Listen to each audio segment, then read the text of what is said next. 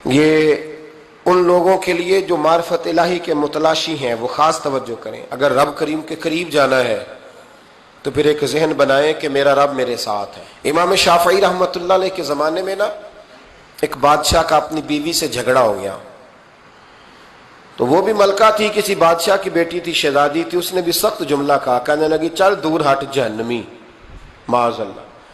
اب اس نے اپنے خامند کو جہنمی کہا تو وہ کہنے لگا اس کا خامند کہ اچھا تو مجھے جہنمی کہتی ہے، جا پھر اگر میں جنتی نہیں تو تجھے 3 طلاقیں۔ اب کیسے ثابت ہو کہ جنتی ہے کہ جہنمی ہے؟ کیسے پتہ چلے گا؟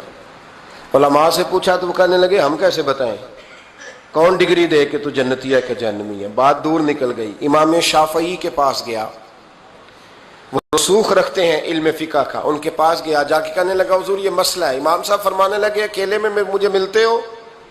وہ اندر آیا، کچھ دیر گفتگو ہوئی تو امام صاحب فرمانے لگے لو جی یہ بندہ جنتی ہے، اس کی بیوی کو طلاق کوئی نہیں ہوئی،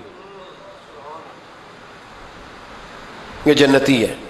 آپ کو پتہ ہے لوگ فتویٰ جلدی دے دیتے ہیں، کچھ لوگ خلاف تقریریں کرنے لگے کہ بادشاہ تھا تو امام صاحب نے بچا لیا ہے، کیسے آپ نے ڈگری دے دی کہ جنتی ہے جی؟ تو امام صاحب کہنے لگے تم بحث نہ کرتے تو میں بات پردے میں رہنے دیتا۔ سنو، میں نے بادشاہ کو تنہائی میں بلا کے پوچھا ہے کہ کبھی اللہ سے بھی ڈرے ہو؟ صرف اس لیے کہ اس وقت اللہ دیکھ رہا ہے۔ یہ نیت کبھی بندوں سے ڈر کے تو بندے بڑے گناہ نہیں نہ کرتے، کبھی اللہ سے ڈر کے بھی چھوڑا ہے؟ تو بادشاہ کہنے لگا بالکل چھوڑا ہے۔ میری ایک کنیز تھی بڑی خوبصورت، غریب گھر کی ملازمہ، غریب گھرانے کی تھی۔